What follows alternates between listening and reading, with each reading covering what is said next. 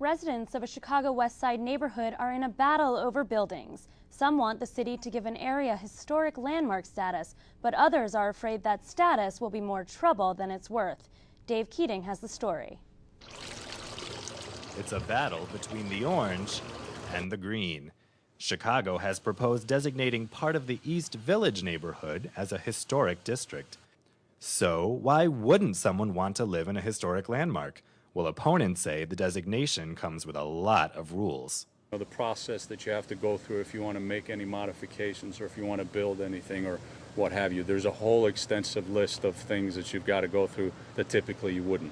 Sig Bohr lives in this East Village condominium. It was built just last year, and newer condominiums like his have some residents pushing for landmarking. They say developers are tearing down the area's historic cottages. These cottages were built for immigrants in the 1800s. That's what drew a lot of us here, and that's what's being lost through teardowns to build newer, high-density buildings. Architect Scott Rapp has lived in his East Village home for 17 years. He says when he moved to the neighborhood, it was unsafe but cheap.